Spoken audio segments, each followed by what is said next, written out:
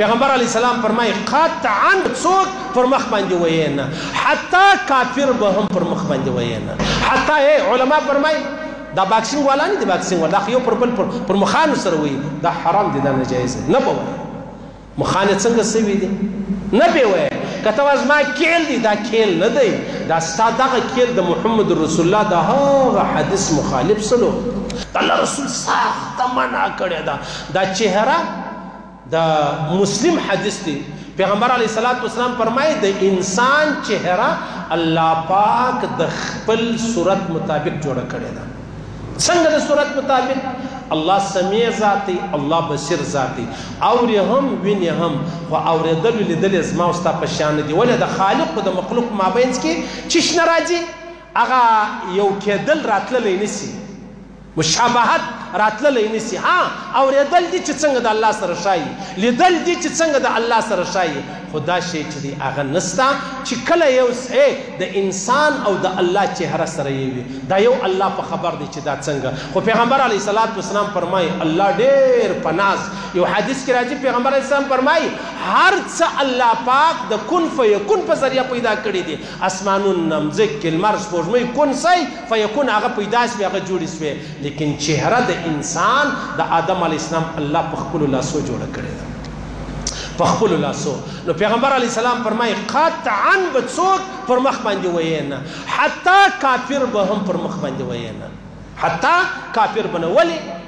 اورېدل په چهره کې دي، لیدل په چهره کې دي، بویول په چهره کې دي، ګایدل ویل دا په چهره کې دي، بالکل عقل و دماغ راواخه دا ټول په چهره کې دي. نو دا ډېر انسان الله په ډېر ښایسته انداز پیدا کړی دی.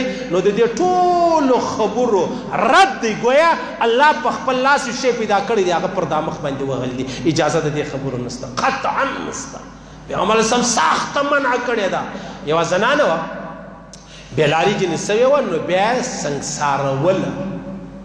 سنگساروله پیغمبر اسلام فرمایل له چهرې به خیال کوئ، داسې نه چې پر چهره یې ډبره ولګي، د چهرې خیال کوئ، چهره به نه وهئ، پر چهره به څوک نه وهئ. دا چهره الله پاک ډېر په ناز پیدا کړې ده او جوړه کړې ده. موږ دې څه کوو؟ استاد، شاګرد، خاص کر په اسکول کې راواخله، په مکتب کې راواخله، په مدرسه کې راواخله، په مسجد کې راواخله، او ډیر په تاڼو کې راواخله، او ډیر په ریمانډو کې راواخله چې وایي خاص پر دا مخې وایي دا حرام، دا ناجایزه. په هیڅ صورت پر دا مخ وهلی نسي وهل. حتی علما فرمایي دا باکسینګ والا نه دي، باکسینګ والا یو پر بل پر مخانو سره وایي دا حرام دي، دا ناجایز دی، نه به وایي. مخانه څنګه سوي دي؟ نه به وایي. که ته وایې زما کیل دی، دا کیل نه دی، دا ستا دغه کیل د محمد رسول الله د هغه حدیث مخالف سلو. نو چې ته راولاړېږې یو طرف ته د پیغمبر اسلام خبره ده، بل طرف ته ستا کیل دی، نو موږ به ترجیح وچیشت ورکوو کیل ته که به د پیغمبر اسلام خبرې ته؟ د پیغمبر علیه السلام خبره به موږ فالو کوو خپله وو، ځکه موږ مسلمانان یو، موږ کلمه ویلې ده، موږ ایمان دی پر محمد رسول الله. نو که زه وایم یا دا زما ضرورت دی، په هیڅ صورت جایزه نه ده، حرام، ناجایزه، په هیڅ صورت جایزه نه ده. صحیح سلو. اوس په څه چم پکو؟ ګورئ فوټبال نه دی، فوټبال کیل دی، زبردسته کیل دی، ویکه خوندور دی، ښه خوند کوي د بدن دپاره. خو چې هغه دی هغه خپل لباس تر دا ګوډو لا هم لوړ کړی یې، دا ورته کتل حرام دی، دا ناجایز دی، نه بیا ګورې. اوس څه چم کوي؟ دا ستر دی، دا عورت دی، دا ګوډې نه دي، ګوډې هم د نارینهو په عورت کې شمار دي. اوس څه چم کوي؟ دا پیغمبر علیه السلام فرمایي. نو اوس فوټبال کول نه دي حرام، خو په دغه صورت کې حرام شو. فوټبال ته کتل نه دي حرام، خو په دغه صورت کې حرام شو. اوس څه چم کوي؟ یعنې زموږ د پیغمبر علیه السلام په مابینځ کې څومره بعد دی، څومره مخالفت دی. پیغمبر علیه السلام څه وایي او زه څه وایم؟ پیغمبر علیه السلام پر کومه دی؟ کومه لار راښولې ده؟ ما او تا پر کومه روان یو؟ نو زه ځان ته مسلمان وایم، نو زه خو دا څنګه خبره؟ اسلام خو وایي دغه ته چې د پیغمبر علیه السلام پر نقش قدم یې. حتی یو ورځ پیغمبر اسلام تېرېدی، یو خر و، بیا د بید ډېر معافي بوده، دا چهره یې ورداغلې وه. د الله رسول فرمایل لعنت دې پر هغه چا چې دا چهره یې ورداغلې ده. ولې؟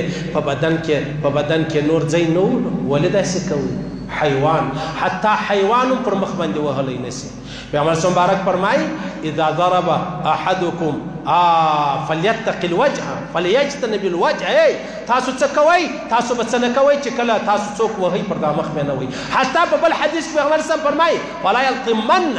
تاسو به څه کوئ؟ یو سړی به پر دا مخ باندې وهئ نه، پر دا مخ باندې په څاپېړه به نه وایي. دا پیغمبر علیه السلام فرمایي که زه نه کوم زما تاوان دی، که ته نه کوې ته ستا تاوان دی. په دې کې د پیغمبر صلی الله علیه وسلم مبارک هېڅ تاوان نشته.